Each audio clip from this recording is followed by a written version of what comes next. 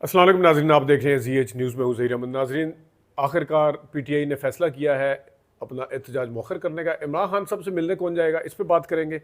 दूसरा इशू है जो अचकज़ई साहब ने इस्टेब्लिशमेंट के हवाले से आज बातें की हैं, उस पर बात करेंगे। और तीसरा इशू है जो लाहौर में कॉलेज के अंदर जो वाक़या पेश आया, उसके अंदर उस पर किस तरह पर्दा डालने की कोशिश की जा रही है, इस पर बात करते हैं। शुरू करते हैं। इमरान खान साहब, PTI ने जो एहतजाज आज के दिन अनाउंस किया हुआ था वो मौखर कर दिया, और दूसरी तरफ से हुकूमत ने भी एक पेशकश की थी जिसको PTI ने कबूल किया, क्योंकि PTI का मुतालबा यह था कि हमें इमरान खान साहब तक रसाई दे दी जाए। बेशक वहाँ डॉक्टर जाए, डॉक्टर जाके इमरान खान साहब के हवाले से पता करें कि इमरान खान साहब की खैरियत से हैं, उनकी हालत कैसी है, और डॉक्टर ही आके बताएं सारा कुछ। तो इस हवाले से फजलुर रहमान साहब ने भी अपील की थी बाकायदा तौर पर PTI से कि आप बेहतर है कि अपना एहतजाज मौखर करें, लेकिन साथ उन्होंने ये भी कहा था कि इमरान खान साहब से भी मिलने दिया जाए, उसमें कोई वो मज़ायका नहीं है। और यही बात फिर हाफिज़ हमदुल्ला साहब ने भी की कि ठीक है, एहतजाज भी मौखर होना चाहिए, लेकिन इमरान खान साहब से भी मिलने के हवाले से वो था। अब सोशल मीडिया के ऊपर भी और कुछ सहाफ़ी हजरात ने इस हवाले से इतना उठाया। शुरू में अगरचे हुकूमत ने एक बयानिया बनाया कि देखें जी, वो 15 अक्टूबर वो SCO का दिन है और ये है, लेकिन दूसरी तरफ से भी मीडिया के कुछ बंदों ने और सोशल मीडिया के ऊपर ये बड़ा तगड़ा एक नैरेटिव बना कि अगर PTI जो है वो अपनी हठधर्मी पे बकौल इनके है, तो दूसरी तरफ हुकूमत भी अपनी हठधर्मी पे है। अगर SCO के अंदर कोई रखना डालना चाहती है, अगर PTI में उसका वो था, तो उससे ज़्यादा हुकूमत का काम है, क्योंकि हुकूमत के लिए कोई मसला नहीं है, किसी से मेल मुलाकात करने का मसला नहीं है, उसके अंदर कोई प्रॉब्लम नहीं था। इसको बाकायदा तौर पर ब्लैकमेलिंग के तौर पर शो किया गया, लेकिन बकौल ख्वाजा साद रफ़ीक के, जो कि नून लीग के ही लीडर हैं, उन्होंने कहा कि अगर उन्हें मिलने दे दिया जाए तो उसमें कोई मसला मसाइल नहीं है। इवन मैंने जिस तरह बताया कि साफ़ियों ने भी इस चीज़ के ऊपर आवाज़ उठाई, तो जिसके बाद हुकूमत का बयानिया जो था वो कमज़ोर पड़ता हुआ नजर आया। अब फैसला ये हुआ है कि पहले एक उधर से भी एक अच्छा जेस्चर ये दिया गया है कि आपकी डिमांड थी कि डॉक्टर से मिलने दिया जाए। अगरचे पहले वजारत दाखिला ने कहा, वज़ीर दाखिला ने, कि आप PIMS के किसी डॉक्टर को साथ ले जाएं, लेकिन PTI का मुतालबा था कि इमरान खान साहब के जो अपने मुआलिज आसिम यूसुफ साहब हैं, डॉक्टर आसिम यूसुफ, वो यहाँ पे जब मौजूद हैं तो वो जाएंगे। तो अब तय ये पाया है कि इमरान खान साहब से सिर्फ डॉक्टर साहब कल मिलेंगे, आज यानी कि, और उसमें उनके ज़ाती मौलज भी शामिल होंगे और दूसरे PIMS वगैरह के डॉक्टर भी शामिल होंगे। वो डॉक्टर बाहर आके एक बयान जारी करेंगे कि इमरान खान साहब की कंडीशन कैसी है, उनकी सेहत कैसी है, वो कैसा फील कर रहे हैं, जबकि वो एक वीडियो बयान या मीडिया टॉक नहीं कर सकेंगे, एक बयान जारी करेंगे वो बाकायदा तौर पर। तो इसके ऊपर PTI ने भी एग्री किया। मेरे ख्याल में बहुत अच्छा फैसला दोनों तरफ से। हुकूमत ने भी एक, जिसे कहते हैं, सेंस जो है वो प्रिवेल की है, और दोनों तरफ से एक अच्छा जेस्चर गया है। और फजलुर रहमान साहब ने जो कहा था उनका भी एक ज़ाहिर है, असद कैसर साहब जो कह रहे थे, तो PTI ने एक किस्म की उनकी बात भी मानी है। अगर ज़्यादा अचकज़ई और फजलुर रहमान अगर बीच में इस तरह की रिक्वेस्ट ना करते तो शायद PTI जो है वो अपने उस पर कायम रहती। अगरचे PTI के अंदर से भी आवाज़ें उठ रही थी, लेकिन बहरहाल अब ये फैसला हुआ है, और देखते हैं कि डॉक्टर साहब जो हैं वो जो खदशात का इज़हार किया जा रहा था उस हवाले से क्या कहते हैं इमरान खान साहब की सेहत के हवाले से। दूसरी बात, अचकज़ई साहब के ऊपर आते हैं। अचकज़ई साहब ने मीडिया टॉक एक जगह किसी तकरीर की, खिताब किया उन्होंने कहा कि हर जगह हर इदारे की अपना फ्रेमवर्क है, हर इदारे का अपना काम है। वो अपना काम अगर अपने फ्रेमवर्क में रह के करेगा तो किसी को कोई मसला नहीं है। लेकिन उन्होंने कहा कि ज़िले से लेके सूबे तक सब के सब इनके जर्नल्स के और इनके पास है, सारे निज़ाम इन्होंने संभाला हुआ है। कहते ये चीज़ हम बर्दाश्त नहीं कर सकते। अगर आपने आना है तो आप वज़ीर-ए-आज़म बने, आप आवाम से वोट लें और फिर बाकायदा तौर पर आएँ, अपने आप को बाकायदा डिक्लेयर करें।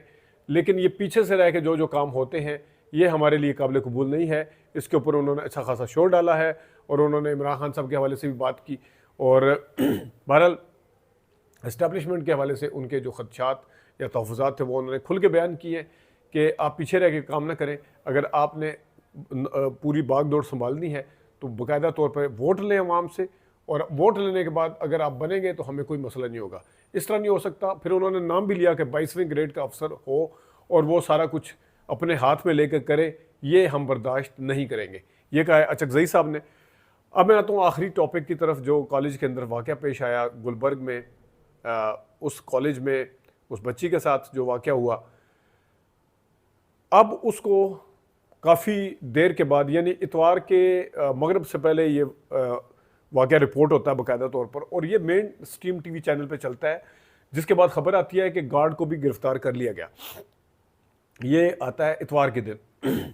उसके बाद पूरा जो है वो 24 या 30 घंटे गुजरते हैं।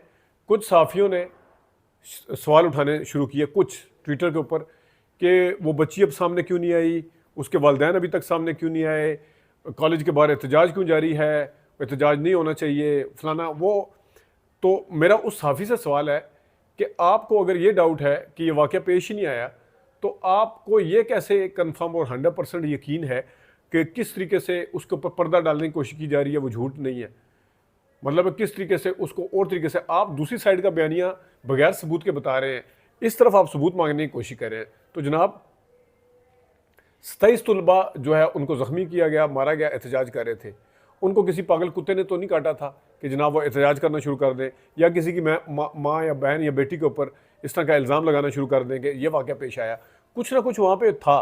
पहले मेन आप सोशल मीडिया को जितना मर्जी ब्लेम कर लें, सोशल मीडिया को भरपूर तरीके से ब्लेम करने की कोशिश की गई, लेकिन सोशल मीडिया के साथ साथ ये मेन स्ट्रीम मीडिया के ऊपर आई खबर, और उसके बाद डॉन जैसे अथेंटिक अखबार ने बताया कि इस तरह एक वाक़या पेश आया, और मुबैना तौर पर उन्होंने ये ज़रूर लिखा कि एक इल्ज़ाम है कि इस तरह वो उसको किया गया, और गार्ड जो है वो जनाब सब उनको गिरफ़्तार किया गया, उसको गार्ड को।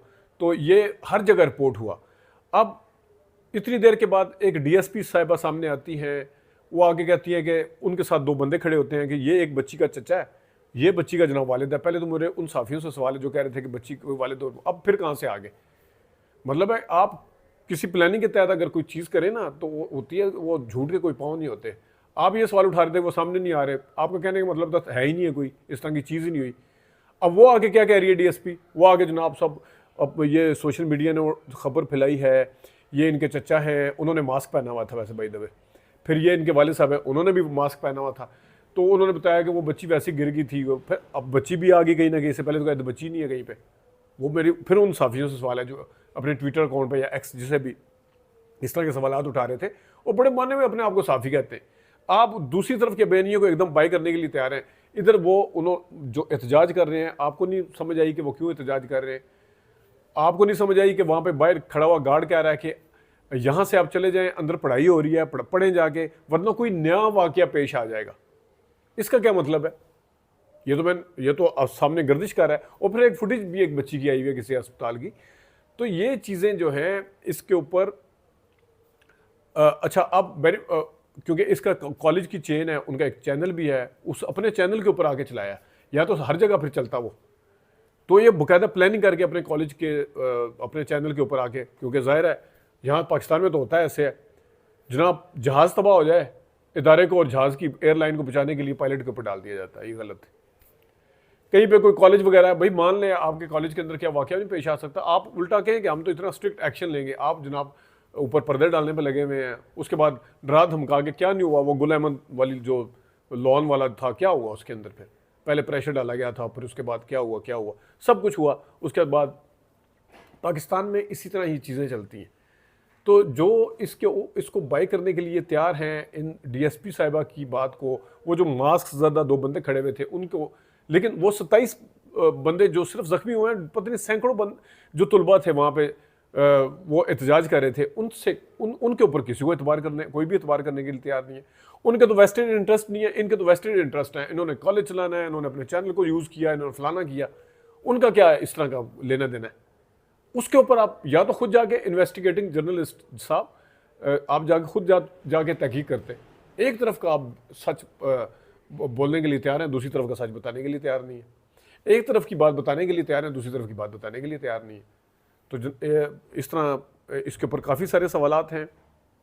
मैं ये नहीं कह रहा कि बिल्कुल ही ये 100% हकीकत है, लेकिन इसके अंदर जितनी चीज़ें इन्वॉल्व हैं, वो बच्चियाँ, उनके एहतजाज, वो फुटेजेस, ये गार्ड का इस तरह कहना, गार्ड की गिरफ्तारी, मेन स्ट्रीम मीडिया के ऊपर रिपोर्ट होना, आप इसके ऊपर यकीन करेंगे या उस तीन बंद, वो भी कितनी देर के बाद आए हैं, 24 घंटे से ज़्यादा का टाइम गुजर चुका है।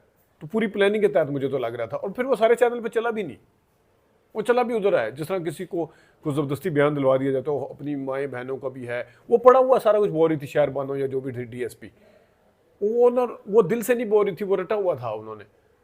ये सोशल मीडिया पे तो फैला दिया जाता है, आपको सोचना चाहिए फलानी ये वो।